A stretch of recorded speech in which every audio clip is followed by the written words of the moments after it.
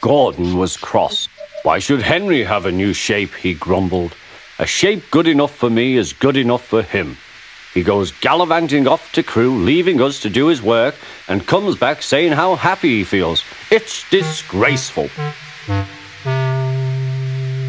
And there's another thing. Henry whistles too much. No respectable engine ever whistles loudly at stations. It isn't wrong, but we just don't do it. Poor Henry didn't feel happy anymore. Never mind, whispered Percy. I'm glad you're home again. I like your whistling. Goodbye, Henry, called Gordon. We're glad to have you with us again, but remember what I said.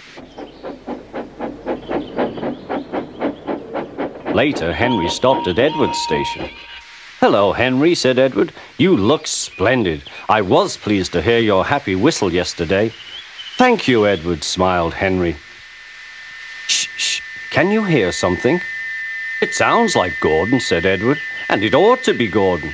But Gordon never whistles like that. It was Gordon. He came rushing down the hill at a tremendous rate. He didn't look at Henry, and he didn't look at Edward. He screamed straight through the station and disappeared.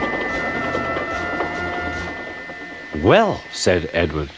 It isn't wrong, chuckled Henry, but we just don't do it. And he told Edward what Gordon had said.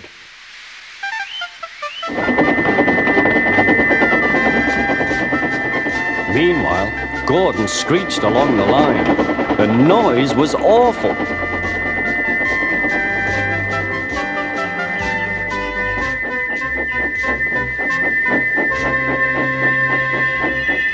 At the station, everyone held their ears.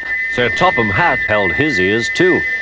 Take him away, he bellowed, and stop that noise! Gordon puffed sadly away, but he wouldn't stop whistling until two fitters climbed up and knocked his whistle valve in place. That night, Gordon slunk into the shed. He was glad it was empty. It isn't wrong, murmured Henry to no one in particular, but we just don't do it. No one mentioned whistles. Next morning, Henry was enjoying himself enormously.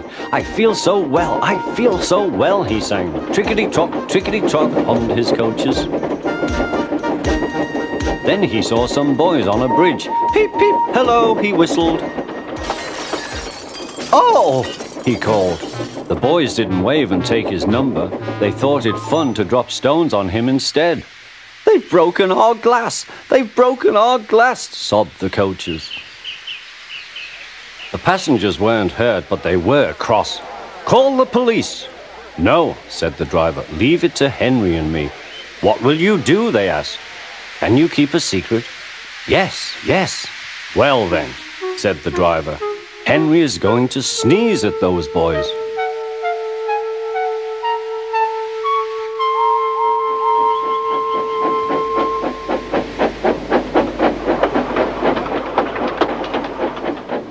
Lots of people were waiting at the station just before the bridge.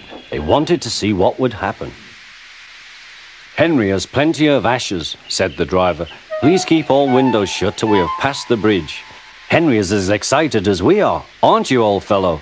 Henry was feeling stuffed up. Soon they could see the boys, and they all had stones.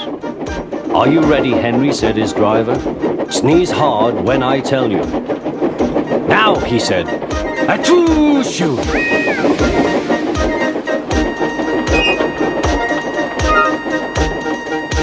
Well done, Henry, laughed his driver.